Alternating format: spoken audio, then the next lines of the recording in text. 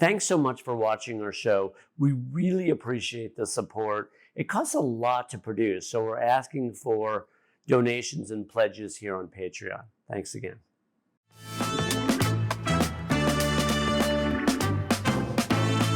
Welcome back to See It and Feel It with Dr. Brett. And also, there's the other component, which is that I'm 22 years old. There's only so many sports that you can pick up when you're 22. I can't go play in a youth lacrosse league or a youth football league. No, That's just definitely not really an option. No, not going to be an option. So you're kind of dealing with like boxing, jiu-jitsu, Olympic lifting. Yeah, that's true. One of the last guys that we interviewed was a jiu-jitsu guy, and he swears by it. He's a fireman paramedic, and that's his thing on the side or whatever is the jiu-jitsu. So yeah, when you get older, you're playing some tennis. Some people play competitively. You're playing some golf. Some people can play competitively.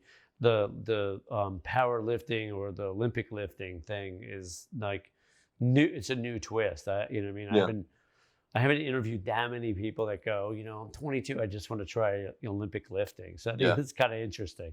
Yeah. What else have you thought about besides that? Golf. Yeah, I'm a big fan.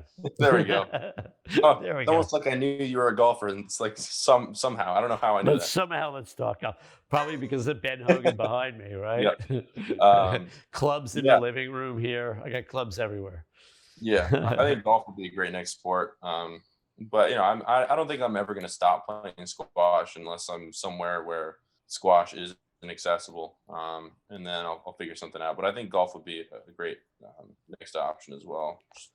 It's a great way to spend a whole day sort of relaxed. I don't know about entirely relaxed because I know it can be very frustrating. But assuming I don't get too into it, I think it'd be kind of a cool sport to pick up. Well, but even if you get into it, if you have the right attitude, then you can still enjoy it, right? It's true. Like attitude is so much a part of everything, right? Yeah.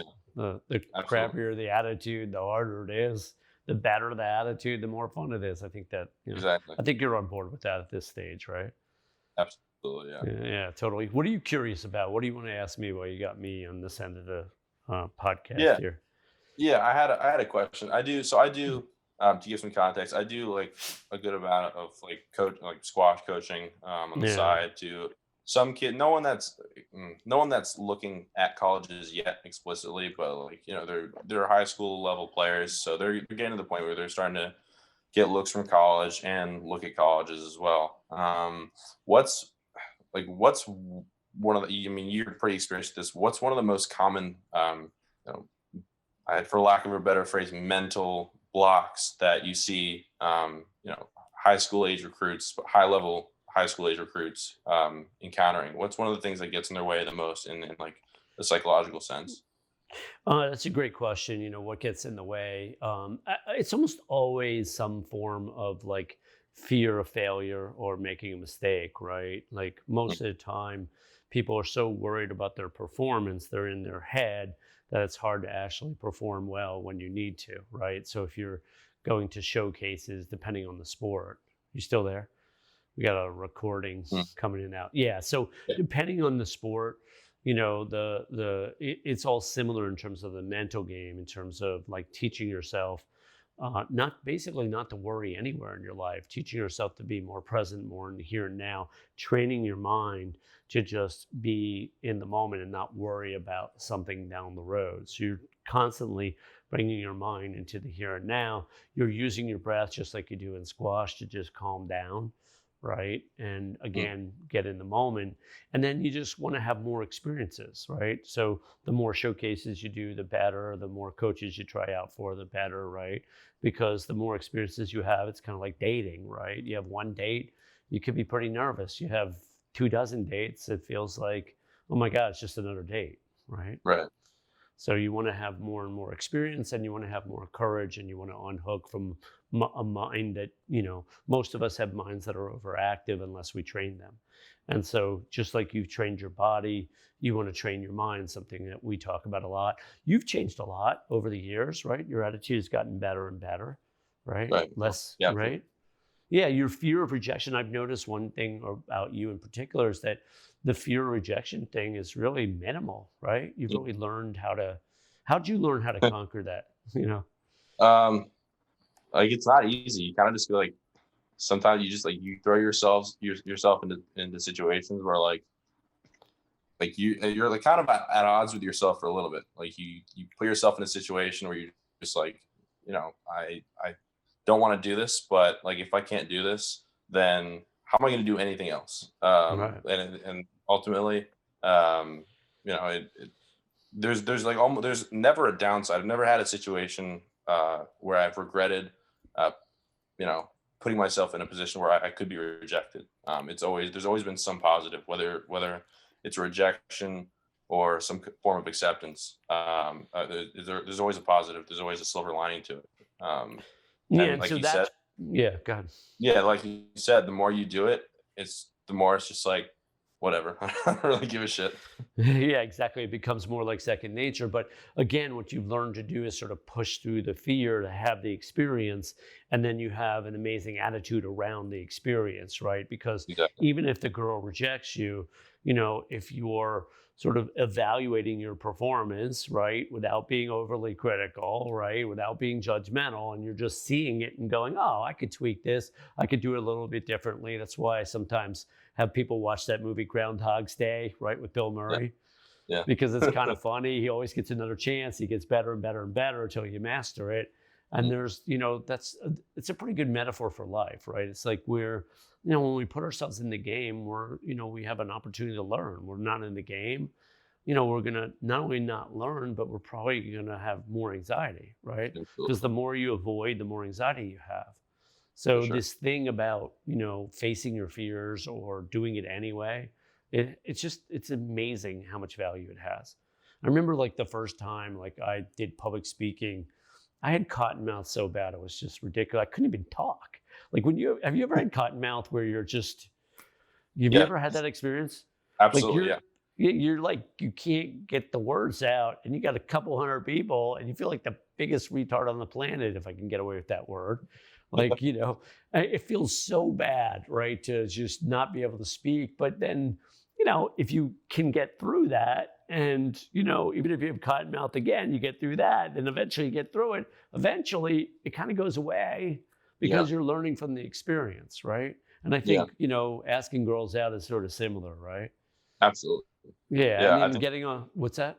I think this is like situations like that are especially like where like things like self talk kind of are really important. Whether you're kind of like feeding yourself like positive messages or you're kind of getting down on yourself. I think in the context of public speaking, that's definitely something that I've experienced before. Even on like the first day of class, where you're just like introducing yourself, like that can be a really nerve-wracking It's situation. So so getting true. up and giving a speech is another level. But just remembering things like one thing that I always you know try to tell myself in situations like that is like no one cares as much as you, because everyone else is probably thinking the same thing. No one else is paying attention, or they're paying very little Well, attention unless you actually, really shoot that yourself. is so accurate, Andre. It's crazy because that's one of the things I often say is most of the time when you're public speaking, almost no one is paying close attention. Yeah. Literally. You are, but Yeah. they're not. They're doing their own thing. When I had to do my dissertation defense, you have to it's like a 3-hour ordeal, but the first 20 minutes, you got to do your, talk on your whole 160-page dissertation. Mhm. And I'm doing my 20-minute talk, and I was doing great until I realized that the professors in the room were taking notes, being prepared for the defense that had nothing to do with my talk. They Yeah. weren't paying attention at all. And then I started stumbling when I realized they didn't care or weren't present. And then they looked up like as if something's wrong, right? It was Yeah. so weird. Yeah. And that was a really, like poignant example of when you talk in front of people, how little people tend to really pay attention, Yeah. right? And so you reminding yourself of that. But I think it's a good thing in life. If you ask a girl out, right, or you play a match and you don't play particularly well, you make a mistake or whatever, who's really paying attention to that 10 minutes later or next day or an hour later? No Really. one but you. Yeah. And so that's why it's so important not to beat yourself up, right? Because Yeah. who's really, right? Who remembers, some, flop unless it's something completely ridiculous, right? There Yeah. are people that do things on TV that, we're going to remember decades later. Yeah. When I was a kid, they had the like Wide World of Sports or whatever, and they had that like the ski racers that crashed really really badly or whatever, Mhm. and they would play that like and we didn't know who the specific people necessarily were, but some of those crashes were just outrageous. So Yeah. there are things that we do in life that we probably regret, but for the most part, probably 95% of the time, almost no one cares. Yeah. I'd say that's accurate. What else is like are you curious about today while we got this experience? Um, Actually, all right. This Yeah, doesn't have please. maybe this doesn't have too much to do with the conversation at hand, but could you explain a little bit about the backdrop? I mean, obviously the golf picture makes sense. What about the figures in the backdrop as well? Like the Well, I got can you see my doctoral degree? yeah. My doctoral degree is there. Then we have the area where we live, Palm Beach Shores, right? Mm. The Asian art. I just like, I like, my wife is Thai. Nihon ni Iki Thai. I think that's how you say I want to go to Japan one day. So I Yeah. just kind of like I'm curious about Japanese culture, always have been. The Buddha, I consider myself sort of Buddhist in philosophy. You go inside for answers. So I can never really have enough Buddhas. And I don't know if you can see the fish tank, but I'm just a fish person, right? I know that. So these are just sort of like, yeah, these are just all the things some of the things I love. If we expanded the picture, you would see my golf clubs. I was just telling my assistant before we got on that my wife just doesn't care about decorating, so I'm free. So Yeah. I've got clubs, like golf clubs, fishing poles everywhere, tanks, you know what I mean? If she doesn't care, I'm going to create it like in a way that I find it like super fun. Yeah. I like to play with things. So, we got the backyard that we're sort of, sculpting here. And, we're just going to make this house here just an amazing foundation so we can have visitors and guests, in the future here, especially when the COVID dance, starts to recede or reside or whatever that is. So I'm excited, for the possibility. Living on a peninsula 600 yards from the ocean is just magical. So I kind of got the sort of inside of the house to reflect a little bit of my psyche, around sports and around fishing and around play, because I think, too many people in life, life is so serious in so many ways. We both know that, right? And so, I think a lot of people don't play enough. And even squash, where it gets so hyper competitive, sometimes you lose the play. Yeah. Absolutely. Yeah. That's absolutely accurate. Yeah. So there we go.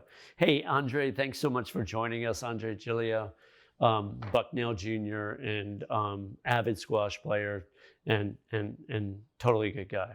Awesome. Thanks so much. for having me. All right. Thanks, pal. Thanks for watching See It and Feel It with me, Dr. Brett. If you enjoyed this video, remember to like, subscribe, or share it with a friend.